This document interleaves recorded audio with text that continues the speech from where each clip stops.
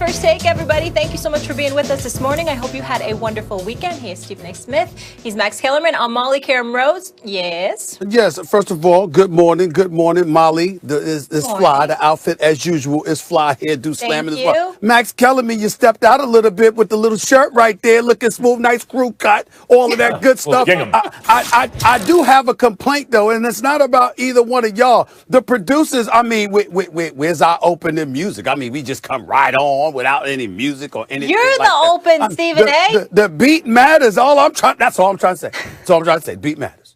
Beat matters. You were the open. Like all we needed was you and the New York Giants this morning. All right, Max, let's get right to it, because you know I was super hyped last night watching that game. I still can't believe they pulled it off. Do you think the Giants are now going to run away with the NFC East? They ain't running away with nothing, unless you consider like a game by NFC East standards. Like, oh my God, it's insurmountable. A whole football game. No, they're not running away with anything, and that has a lot to do with their schedule, although when you look at the schedule, you don't see that's an unwinnable game, like Baltimore right now. A couple weeks ago, you go, man, the Giants are going to get killed, like a month ago. Not anymore. It's a winnable game. Arizona's a winnable game. You know, these are games they can win, but when you look at their schedule, you figure maybe they're 2-2, something like that, and if they're a little bit better than that, great. Cleveland's playing very well right now. You'd like the Giants over the Cowboys last week of the season. But 3 of their next 4, the Giants will be underdogs. And the Washington football team, who, like the Giants, has been trending better and better as the season goes on, who, like the Giants, had a culture change before the season started, although in Washington's case, they had more of a known commodity as a head coach. In the Giants' case, they were hoping that they picked the right guy. But in any event, Washington's schedule's not as bad as the Giants'. Although it's not a cupcake schedule, the main thing I notice is that for the Giants and for Washington, the schedule doesn't look as tough as it used to because our perception of them has changed. You know, when you think differently about your football team and you look at a game like Arizona or Baltimore or Cleveland and you think your team is really no good. If it was the Jets, you go, gonna lose. Unless you see a Bengals pop up somewhere, or maybe a Panthers, you go, maybe that's a winnable game. But the way the Giants and Washington are playing, you look at those same games, you go, they have a chance to win. For example, today, Pittsburgh, right? That's an undefeated team. And I think because they beat the Ravens, but the way they beat them, Tomlin really came down on them. Maybe they don't fall into a trap, Pittsburgh against Washington. But otherwise, that's a kind of a trap game. Washington doesn't have a good record, but they do play defense. They've been playing better than advertised this year. Meantime, the Steelers are coming off a Ravens game where obviously the emotions get up. And as Ryan Clark says, best time to play the Steelers or the Ravens is after they play each other, right? All of a sudden, I look at that game, I go, I think Pittsburgh's going to beat Washington. But I think partly that has to do with motivation. In other words, that's not such a bad win anymore. That's kind of a quality win. So, Stephen A., I don't see the Giants with something like a 2-game plus lead in that division. I think it's going to be tight. Max, I got to tell you something, man. I mean, listen, I can't definitively say this, but I think it's possible. I think it's possible that they can run away with the NFC East. First of all, the Eagles are trash. We're just there. They're trash. All right, that's number one. All right, you get them out of the way. Then you got Washington, okay? Washington's got Pittsburgh. They've got San Francisco. They've got Seattle. They've got Carolina on their schedule. I mean, Washington could end up folding for the rest of the season. We can't summarily dismiss that their defense is real. Offensively, they're challenged. We understand that. So you got to look at it from that perspective. The Dallas Cowboys are the Dallas Cowboys. What can go wrong will go wrong. And it'll start tomorrow night even more so snowballing because Lamar Jackson will probably be back. The Baltimore Ravens playoff lives are on the line and they're going up against the Dallas Cowboys. So what a convenient element on their schedule. So I'm going to look at it from that perspective. And then last but not least, I got to take this into account. Max Kellerman, did I not come on the air weeks ago and specifically state this dude, Joe Judge, looks like the right man for the job? Every single week we have watched the New York Giants. They have improved. Whether they had Saquon Barkley when he goes down, whether they had Daniel Jones, ultimately when he goes down, when you watch the New York Giants, this guy, Joe Judge, seems to be the right man for the job. I can't say enough about the guy thus far. They play hard all the time. They improve every single week. And considering where they were and what we considered them to be, and to watch them go out and play the way that they play, particularly on the defensive side of the ball, they're a top 10 defense, number 8 overall, top 5, meaning number 4 against the run.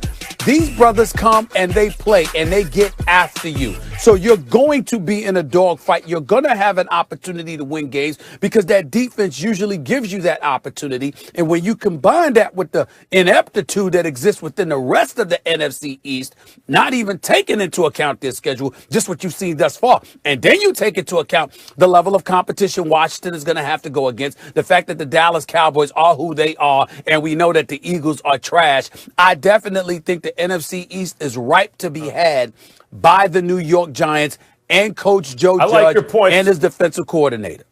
But I like your points about Joe Judge. I'm going to get to that in a second. First of all, Ron Rivera is a real guy, too. And when you look at the division, the teams with the coaches that you go, okay, that's a culture change. Those are the teams, New York and Washington, trending in the right direction. And those were the teams considered bottom feeders in a bottom-feeding division.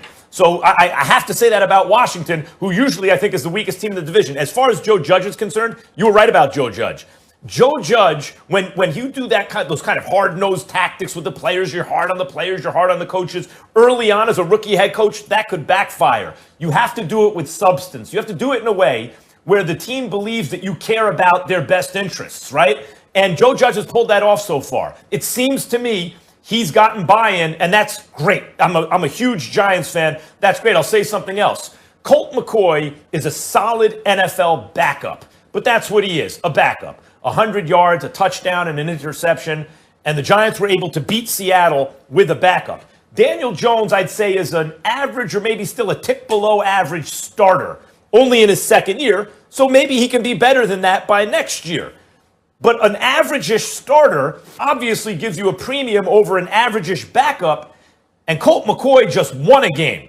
So they should get better when Daniel Jones gets back, and so far his rehab is promising. All that said, I'm not going to say the Giants are running away with it. I think it's going to be close between the Giants and Washington, and the division is so bad, Stephen A., if the Eagles steal a win, if the Cowboys get a win, and don't forget, the Cowboys beat the Vikings not long ago. The Vikings are pretty good. If either one of those teams gets a win, there's so few wins necessary in that division, suddenly our perception changes. Well, first of all, I'm going to say this to you respectfully. I don't think your argument makes much sense when you praise Joe Judge the way that you have, because the bottom line is, if you've watched this man coach and you see the improvement on the New York Giants, and you remember your comments about the NFC least and how pathetic they have been, then it stands to reason, based on what you're seeing alone with the return of Daniel Jones being imminent, that this team is going to continue to ascend. And we can't say anything else about the Dallas Cowboys. You can't say that about the Eagles. You might be able to say that about the Washington Redskins, but we're really not sure as of yet. So we got to take that into consideration. I'll leave this for you and Molly as diehard Giants fans.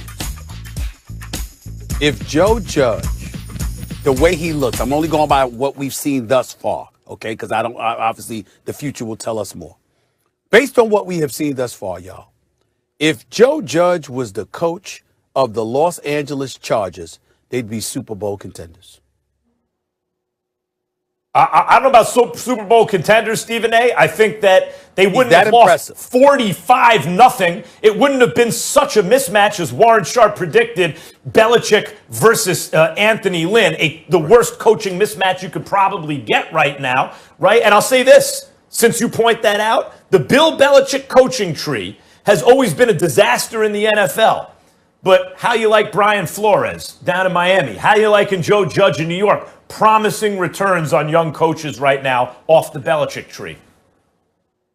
No question. Making lemonade, really doing something special. And I just want to give a quick shout to Leonard Williams and that defense. They're forcing more 3-and-out than they're allowing scoring drives, and they were super impressive yesterday as well. He's had 2.5 and they've been underrated so far this season on this win streak, obviously.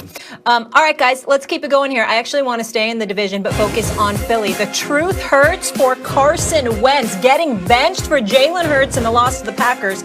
Doug Peterson non-committal on who will start next week against the Saints. Max, are Wentz's problems on himself, or is it the team as well at this point? It's Carson Wentz. By the way, where's Orlovsky? It's Carson Wentz. Remember when Dan held up that L, guys? He took the L on Wentz. Yeah. People don't know in the media you actually do have influence. I believe when media enablers for Carson Wentz start admitting, okay, he's bad, that actually gives coach the cover he needs to sit him down. I'm not kidding. I think that's correlated. I don't think that's independent. Coach finally sat him down. And by the way, talk about a day late and $1 short. I told you a month ago, sit Wentz, hold him.